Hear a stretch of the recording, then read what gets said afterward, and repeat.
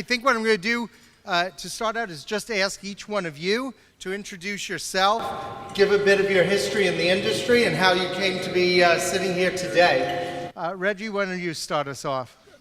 Thanks, Jim, and I'm very glad to be here, and thanks for allowing us to speak with you today. My name is Reggie Griffen. I spent 42 years with the Kroger company. The last 10 years, I was the corporate vice president of fresh produce and floral. We had 2,500 stores in 31 states. We operated 2,200 floral shops.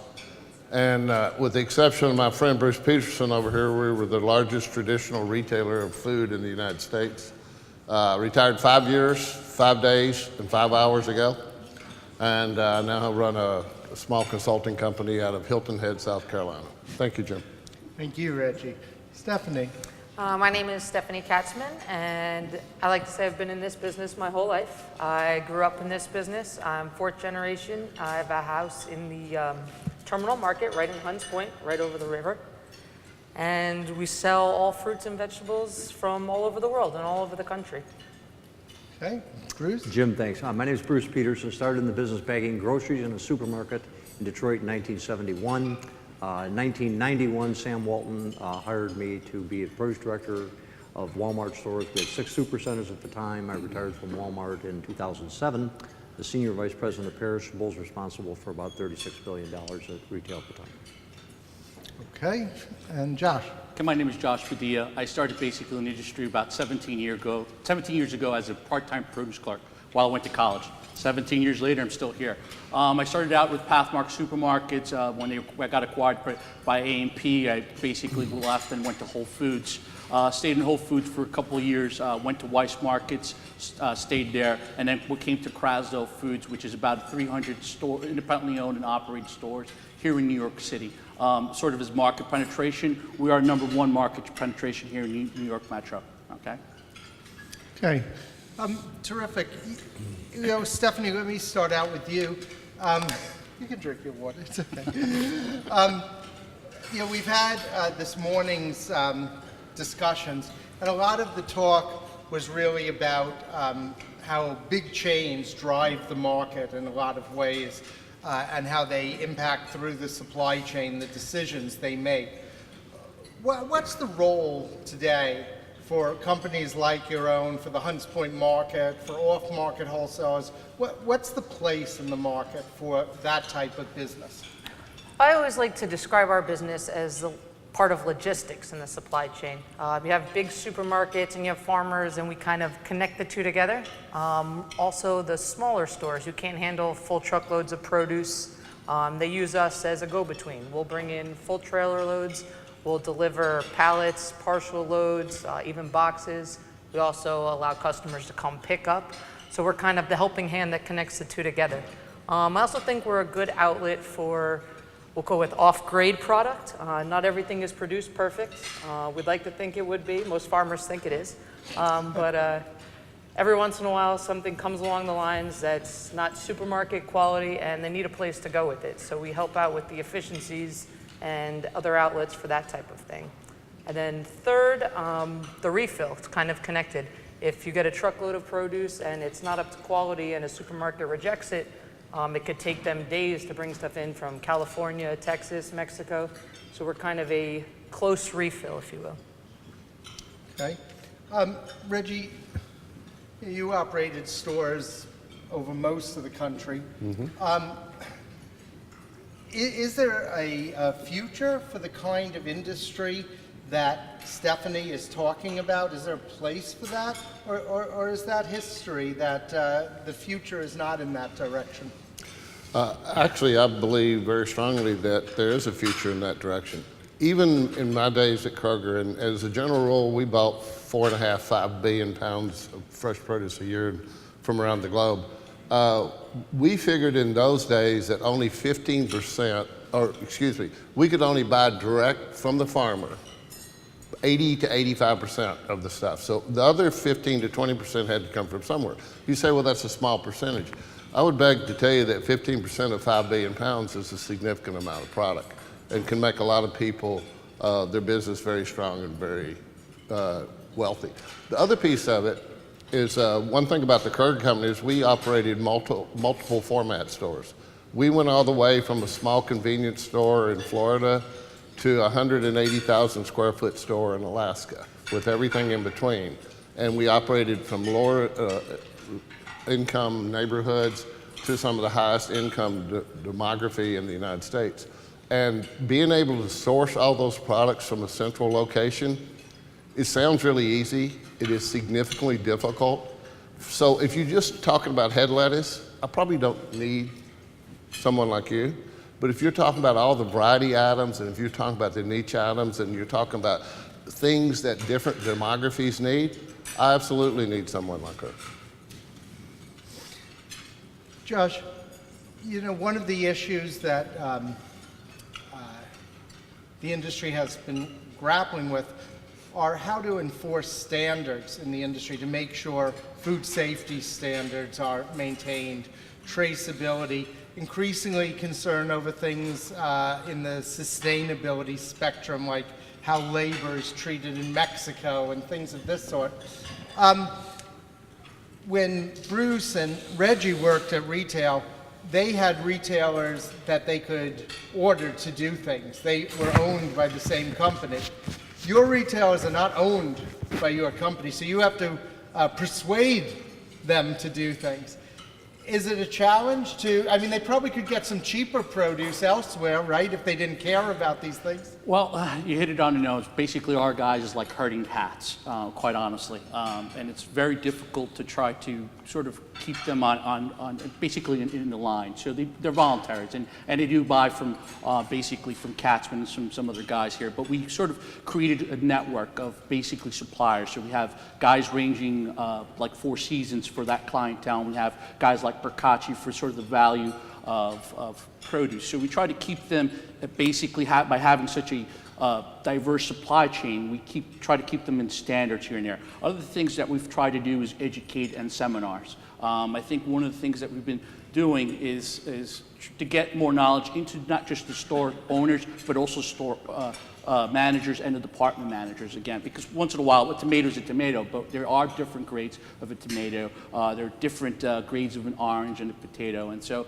we try to keep them standards in line by doing that. So it's a lot of persuasion, a lot of education, and then we also have a team of specialists at the store level, traveling, visiting stores, and we try to also train them in stores and try to basically direct them to better operations and food safety. Again, sort of the chains, because I also came from a chain, you're directed, and I think you kind of have a manual to basically sort of follow. Here we don't. I mean, some of these stores, you would say, have 10-day shelf life on cut fruit. I mean, I went to one store where it had 99 days shelf life on cut fruit. But these are the challenges you try to do, and you try to do the best to try to get some standards into. We can only get, like I said, we can only give them the tools to succeed. They have to grab those tools and execute. Bruce, you know, we talked a lot today about how these sort of more specialized national retailers, the Aldis, the Trader Joe's, the Costco's, the Whole Foods, pose real threats to family grocery store chains. But that's not the only ones they pose threats to. Walmart built its reputation, of course, as the low-cost leader. They're not really the low-cost leader in everything anymore. You have these Aldis, these Lidls, these Save-A-Lots. How do you think if Sam Walton was sitting here in your chair today, how do you think he would react if we were all the board of Walmart and the top executives?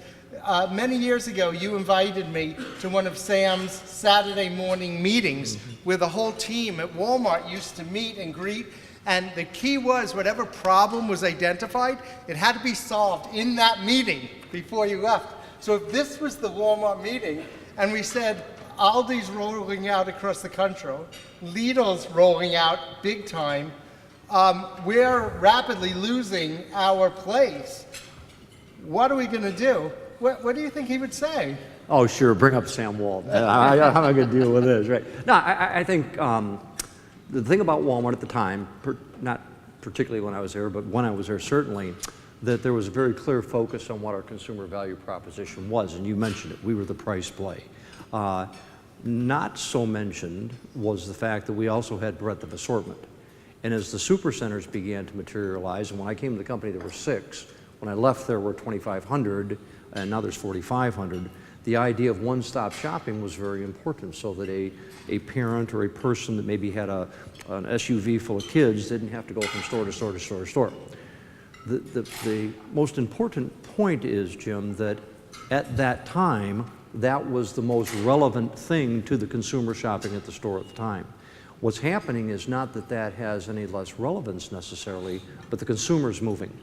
And so what the consumer used to have to go to a store, a Walmart or a Kroger or what have you, to pick up goods and services at a great price, they don't necessarily have to do that anymore. And the best example of that, particularly when I'm talking to a group of students, I always ask the question for the students, when was the last time you bought a CD? Like, never, right? What's happening is you get to have the music you want at the price you want to pay for it at the time you want it, and you can discard everything else. And so the concept of mass merchandising is really morphing into this great individualization. Now, with all that said, to think that price isn't important, ask Whole Foods. Wegmans just announced they're going to be reducing a lot of prices, so price is still important. But if that's the only thing you have as your value proposition, you're going to struggle because, as you mentioned, you can be as big as Walmart, but Aldi or Lidl can come in and actually have a better price proposition than you, so that attacks that. So the key is all of these retail formats have to continue to evolve in what their principal value proposition is to the consumer in order to be relevant to today's shopper. You know, one of the terms that was brought up today was this idea that retailers are increasingly perceiving themselves as the buying agent for the consumer. And the first one I ever heard of to speak that way was, in fact, Walmart. Yeah. Do you think that's true? Are retailers acting in that way today? Or is this just sort of more PR that we're going to do this? Well, certainly, from a marketing standpoint, retailers of any format would like to do that. Now, depending upon whether that retailer is publicly held or privately held, whether they're able to deliver on that is a whole different thing, because if you're a publicly held company, you essentially have to answer to your shareholders of what you're doing. And so things like margin may become a little more important to you than being an agent of the customer. But certainly, in general terms, a brick and mortar retailer has always been the agent of the customer, because if the customer could go do it by themselves, they would, which technology is beginning to enable that to happen. So that's really where that's at.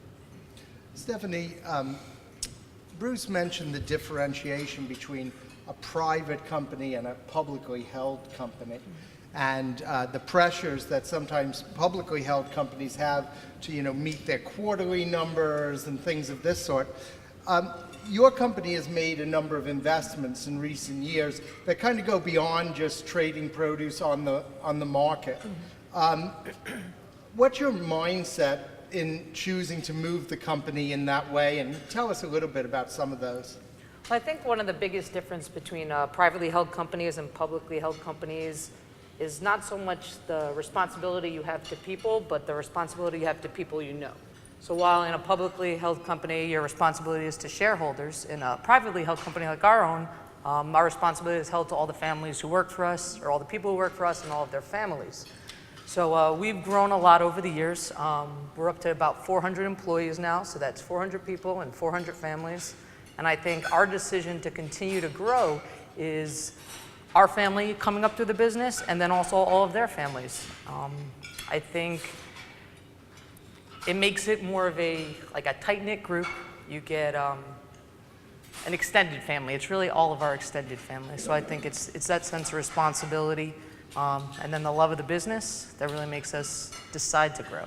Well, what you're saying, if I understand you, is that in fact, if you don't create new opportunities for your people, those people have to find opportunities elsewhere. Absolutely. And so you're trying to capture that loyalty and so forth by giving them a path to succeed. Yes, we like to say if you don't grow, you go. So we plan on continuing to grow and continuing to bring more people in and reaching out further. And yeah. Josh, most of the stores that you service are family-owned operations.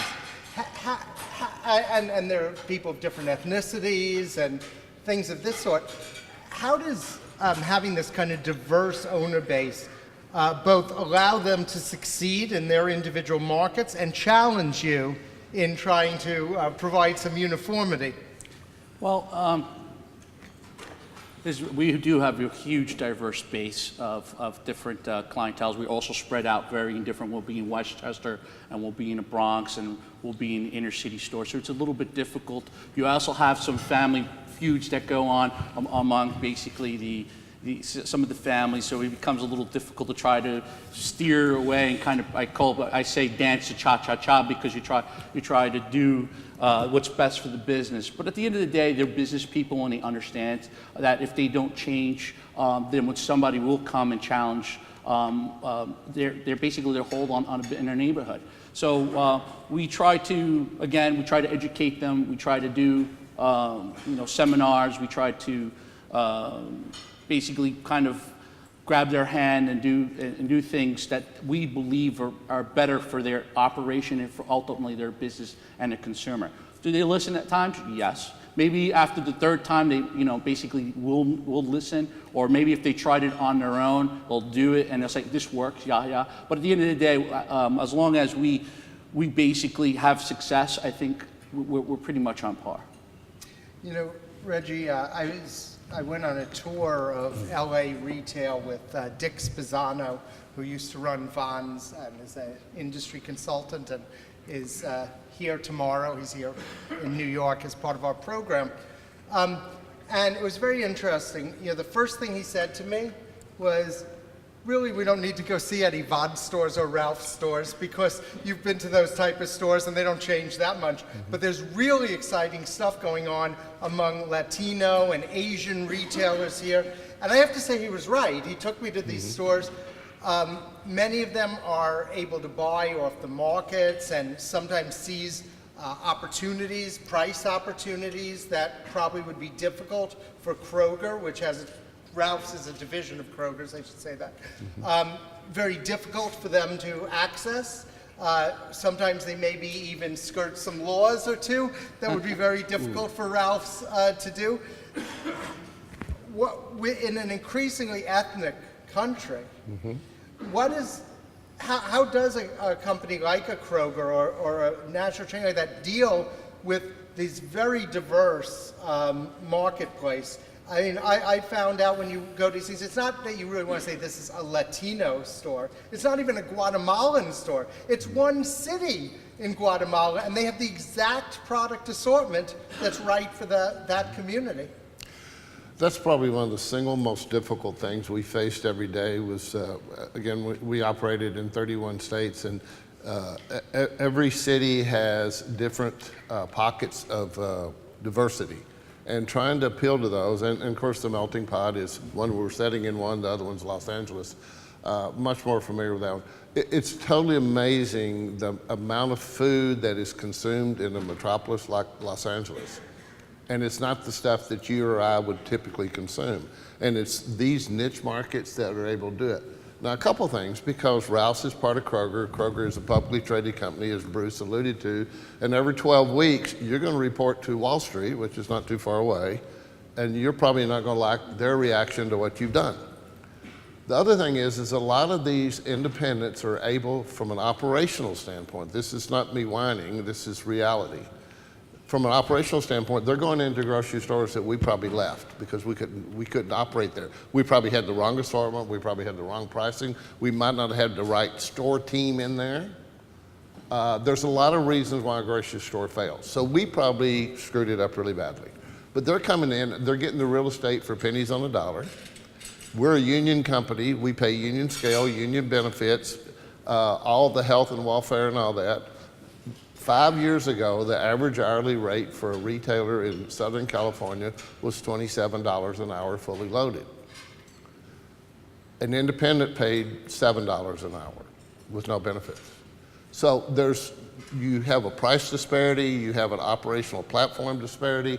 And those things come to play. So I'll try to get back to your question. How does a Ralph's, who's probably paying a little bit of premium for the real estate, who has a fully unionized workforce, and has to support a corporate organization of which I was a part of, compete, they have to dial down better than they ever have. And one of the things that we tried to do, while we weren't as much like Josh, at Kroger, me sitting in Cincinnati, I did not wave my magic wand and 18 banners do what we said. We were the buying arm for them. We set the policies. We did all the stuff, the backroom stuff, the legal stuff, but we would work with them on building assortment, and we looked at consumer data, because you can't put everything in every store. So by neighborhood, back to your point, we would identify who are our primary competitors within a 2 to 3 mile radius, and then make sure we understood that customer as good as everybody else, and then tried our level best to have that assortment, and at some point in time, keep the prices as close as possible. Now that's a whole mouthful, and Ed back there, he could probably tell you a lot more about how this whole process works. But that's a challenge of traditional retailers have dealing with the up and coming price merchants or low-cost operators. Jim, and I would like to add, and he really hit it on the nose, basically. Some of these store owners know the neighborhood because they live in the neighborhood, or they came out of that neighborhood. So they come in and they basically do what chains can't do. Again, I understand that some of the chains have some labor and some other issues, but at the end of the day, a lot of these store owners came from those neighborhoods, and they understand the neighborhoods. And so again, we do the same thing as at Crasdale, and we're the buying arm basically for these independents. Again, we let the independents do what they need to do to be successful on a day-to-day business, but at the end of the day, we give them the resources for them to have it, to actually accomplish it. Let me add to this too, because this is an important topic when you start thinking about retail.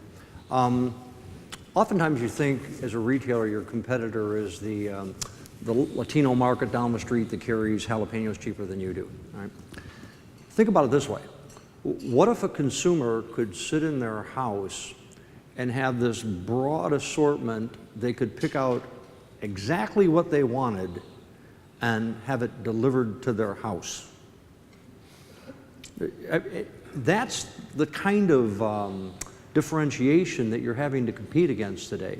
So from a brick and mortar retailer standpoint, it's not that they don't have the data to know who's, and really regardless of size or composition, there's data available to know the consumer shopping there. But can you execute and deliver against that in scale profitably? Because one of the things that the larger companies have always been able to do is leverage logistics. They can buy a boatload of bananas as opposed to a pound of bananas. Ideally, you think that's going to be a cheaper deliverable. Well, now you've got the opportunity to reduce that even further and get individual assortments for people. And the retail industry is just beginning to understand how to try to compete with that. Well, Stephanie, we talk about ethnic groups, and we talk about innovative new products. One of the things, if you go to the Hunts Point Market, it's kind of a cornucopia of everything, and many products, in fact, wind up being introduced to the marketplace on a place like Hunts Point. For those of you who are staying, we actually have a tour on Thursday that will take you to Hunts Point, and if you haven't been there, you really should see it, because there's nothing like it in the country. When you are dealing with this combination of this diverse product line, but also a very diverse customer base, how do you decide what to handle, what to carry, what not to carry? Well, I'd say it's kind of how our product line developed. We started off with 13 items, and we carry just about over 2,000 SKUs now. And I think along with the retail, one of the first things, it exists in the wholesale market as well. One of the very first things we teach our salesmen is identify your customer, identify what they want. Don't try and sell them something that's not going to sell good in their store. It's going to end up taking up space where they can't make money. They're going to be upset because they either had to throw it out or end up discounting it to sell it cheap. So one of the first things you need to do is identify your customer. Now, being located where we're located, we have every single type of customer looking for every single type of item. So we bring in things from all over the country, but really all over the world, because the tastes here in Manhattan alone, very ethnic. And do you go out and search for new items? Do you wait for them to find you? I'd say it's a combination of both. We have a lot of relationships with a lot of farmers, a lot of importers who are always trying new things. So if they want to test it out, they'll send it in our way. And then also at shows like this, the next best item and all of those kind of first-time product lines are always the first thing we go to when we walk in.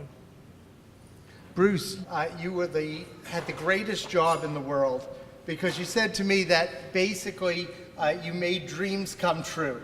How did that work, and what effect did that have on the produce supply chain?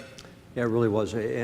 So often, people like Jim, you give me really too much credit for how Walmart's produce and ultimately perishables developed, because at the time when you think about it, we had just a few stores, and Sam Walton personally said when I interviewed him in '91, we're going to be the largest supermarket chain in the world in 10 years. Ooh, what did I just get into, you know that? And so we were doing things that previously hadn't been done in the industry, and what we did is, actually it was our suppliers that made that happen. In fact, there's people right here on Hunts Point that helped to make that happen, because when we were trying to do something, we would sit down with people and said, who knows more about this than we do, which was generally everybody, and sat down and said, well, what if we tried this? And it was funny because we were small enough at the time that it wasn't like, let's say we wanted to contract for cantaloupes, all right? We didn't have to buy 700 loads of cantaloupes. We need to buy like 7 loads. Let's try this. And then if that doesn't work out, let's have a conversation about how do we make this right and get on to the next thing. So this was a total collaborative effort to make this happen. And that's why I used to tell you, I got to hang around with smart people and dream. And that was really the thing that made the deal go. And I think sometimes, particularly in larger companies, that attitude has kind of gone away just a little bit. People think they've got it all figured out because we've run into success. And I would tell you, the number one thing that Sam Walton worried about the most was the success of the company. Because it's almost axiomatic that the quality of the decisions go down as the company becomes more successful. And you say, well, why would that be? Because take McDonald's, right? You could burn down 30 of them and you would never know it. But when they only had 3 or 4 stores, you make a bad decision and it's fatal. And almost every company goes through that. They go through this struggling learning curve, we're gonna grow and grow. Then they become successful. Hey, we got it all figured out now. That's when they inevitably run into problems. Sears and Roebuck, I'll give you a little history of retail. Sears and Roebuck at one time in the United States, 95% of the consumer public, 95% bought something from Sears and Roebuck, either through their stores or through their catalogs. That's unheard of market share. They're about ready, well, I shouldn't say. They're having some challenges that are well documented, and I won't speak to that, particularly when it comes to stock price. But that, anyhow, that's the thought process. One point, if you don't mind me elaborating on, and Bruce is absolutely right, but one thing that is continuing to change and why the supply side is significantly more important today than maybe it was 5 years ago or 10 years ago. And this is nowhere near a commercial for people like Spinzano or Bruce or myself, but people running fresh produce operations at major companies today did not grow up in the produce business. They're probably going to be in that job anywhere from 1 to 5 years. It's a career move. They will move on to something else.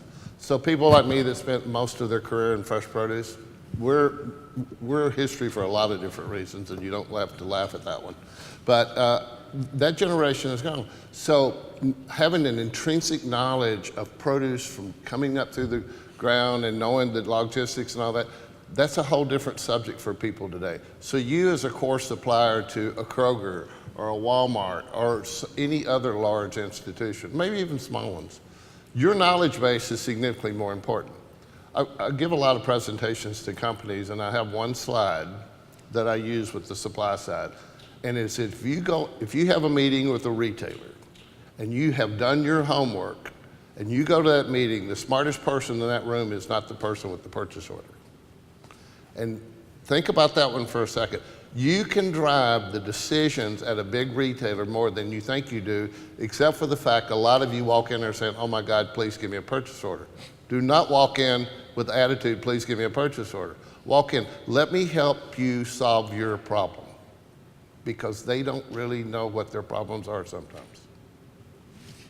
Well, Stefanie, when you're dealing with a different scale of buyer, beyond product, what kind of support, what kind of service, education, what can you give? Or is it too implausible? They're too sporadic and you can't really help them do more? And not only to help your company, but thinking about the whole industry to help people consume more produce and sell more produce. I actually think there's a lot you can do. It goes back to identifying the customer and what their needs are. We have a wide range of customers, small mom and pop shops. So how do we help them? We help them by being able to supply them with smaller quantities. Here in New York, the real estate's so expensive, very small coolers, so we're their extended warehouse. You have some of your mid-sized supermarkets, your independent chains who might have 6, 8, 10 stores. We help them out. Kind of goes along the same way. You get people who aren't in the industry that long. They don't have the years and years of knowledge, so you have some newer produce managers in the store. We, over the last 2 years, brought on a merchandiser who we send out to help these customers set up their stores, change it for the season, teach them simple things about displays, which really sells produce. If they come from any other industry, even if it's retail, they don't realize how displays and the color you're putting next to each other really has a big impact for the customer.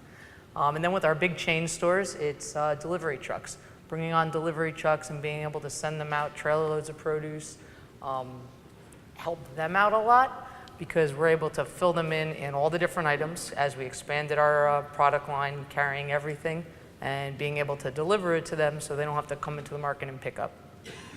Bruce, you gave a presentation in London, I think it was, in which you were focused on the nature of talent that was being hired at retail specifically.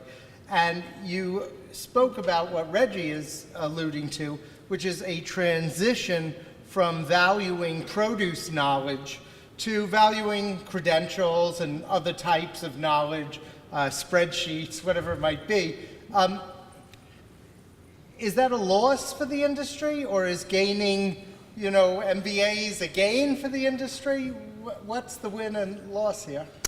I think there is a gain and a loss. I mean, clearly, the way I would identify it is today's produce buyer in most of the large publicly held chains are some of the most highly educated. I mean, the educational pedigrees of individuals is incredible, the way you see today. Also very diverse from a gender standpoint and from a nationality standpoint. You get a lot of international experience coming into these companies, largely because they're doing business in other parts of the world. And I think fundamentally those are very, very good things.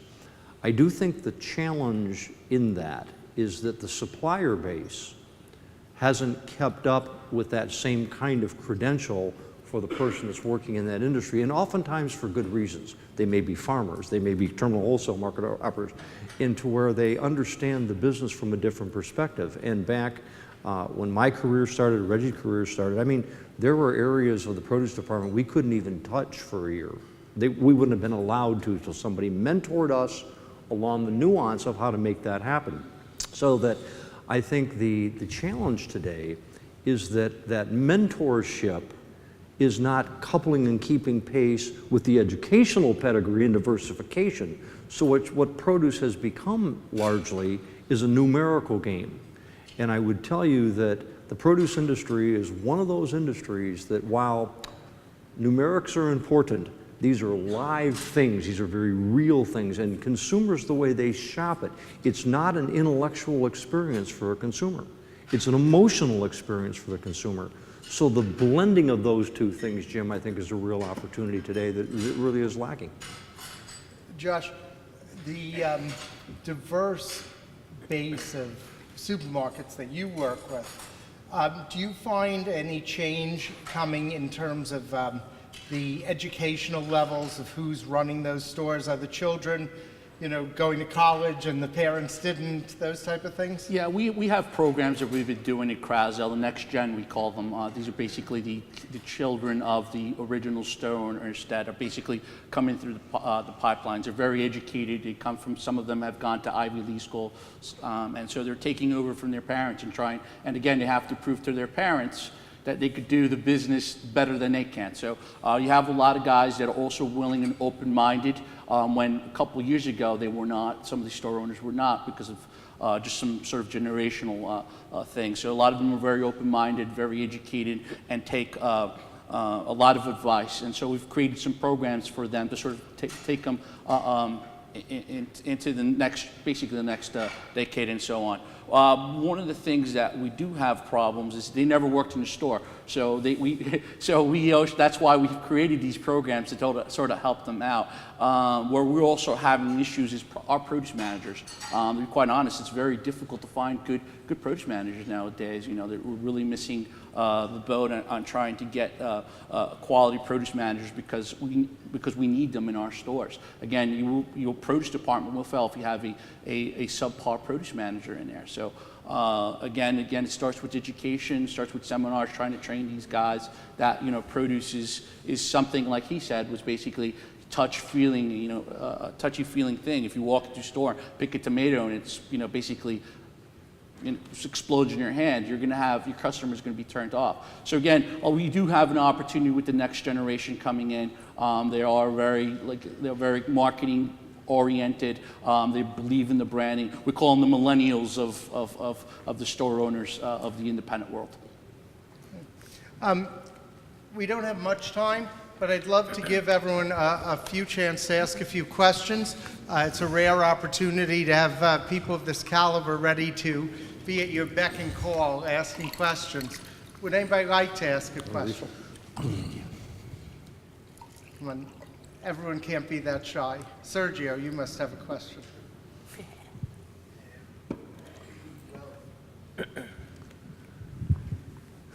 It's very rich. First, thank you very much for the panel, and it's a very rich bank of knowledge sitting right there. So many things I could ask.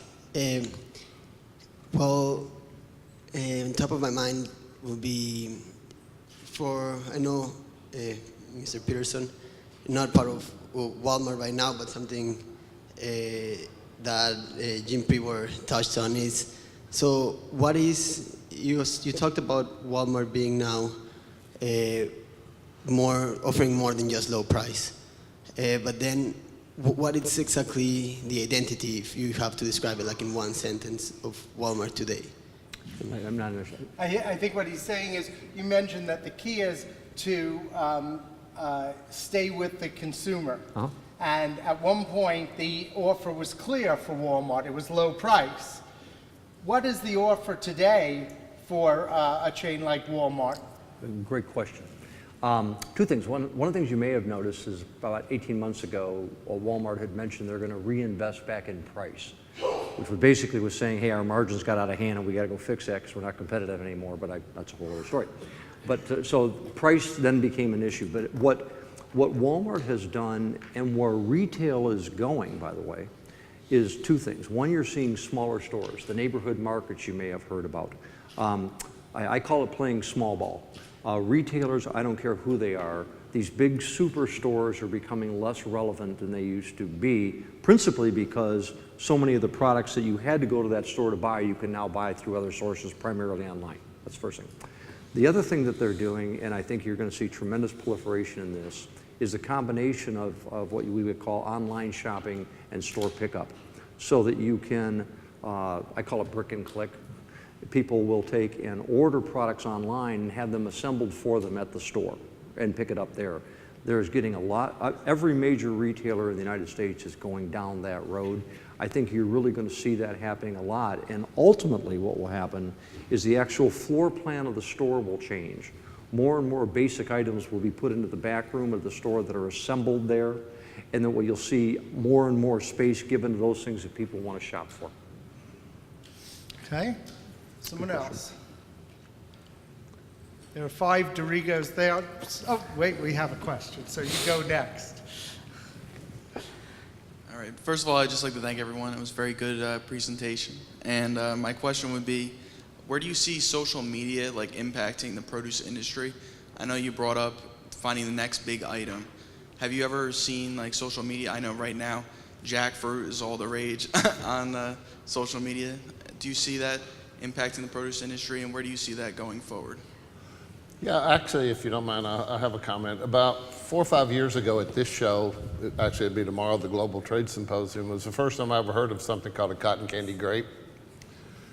I sat on an advisory board for that company now, and I've got to know them quite a bit, and you cannot imagine the media impressions, the social media pieces, the movie stars sending in their tweets about, I've had witch's fingers, or I had cotton candy grapes, because it allows you to build an instant connection with a unique product, and it becomes their personality in your product. And when I've always said, from a corporate person, we'd have all these company programs, and I'd ask them to do this, and I always said the day that the store or the division made it their program and not my program, then I won. Because then it works. And it's the same thing if you're able, through social media or whatever connectivity, which social media is the easiest, if your product becomes theirs, then you won. And it works so easy that way, or so much easier. Nothing's easy anymore. And let me add to what you're saying. I think the real thing about social media that's fascinating, and I'm not even on Facebook, so it tells you where I'm at. LinkedIn, 2,200. But the question becomes is, how do people validate their purchase decisions? That's the question.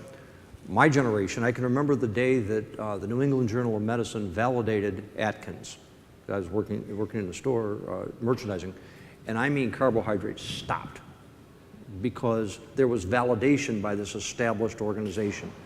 Today, particularly millennials, validate decisions by one another. I don't know what millennials run in packs. I don't know if you've noticed that. I mean, if you want to influence a purchase decision, have it hit your group of friends that have friended you on Facebook and say, hey, I just tried this restaurant, or I just tried this product. I am going to tell you sales go out of control. Am I right or am I wrong? Yeah, you know what I'm talking about. And that's the biggest phenomenon with respect to social media. And it really doesn't matter whether it's fresh fruits and vegetables or bottled water or soda, whatever it is. That's how decisions are being validated today, right or wrong. And so that's what's happening. I'll also add, like we have some of our store owners now that the next gen, they'll look at Yelp, or they'll look at Foursquare, and they'll take some of these reviews very seriously in order to improve their store operations. And so we try to do the same thing on our end as Krasdell, is say, look, this is what your Yelp review did. Look, you need to improve on this. Or this is your Foursquare review. Basically, you need to improve on it. But also, branding also takes also. I think one of the things that we want to do is we want to tell these stores that we have, only because we're this 5,000 square foot store, that we do have some of the brands out there that are wanted, like Earthbound Salads, Gotham Greens, brands like that, and we do local, and we do try to do recipes and things like that. So you try to bring, social media is becoming more and more, especially with, like you said, millennials that are, basically do things in packs. And I think it's not just the fact that everybody is on it now and you're able to reach more people, it's how fast you're able to reach them. Social media is instantaneous versus maybe circulars that we used to send out, or whether it be even commercials on TV for fruit and produce. When you're in the social media network, you send the message right out, you get feedback right back, whether it's comments or likes. So I think that helps as well. Okay, so I think on that, we can end the panel. You can all start tweeting and Instagramming how great the panelists were. We thank you very much for your time today.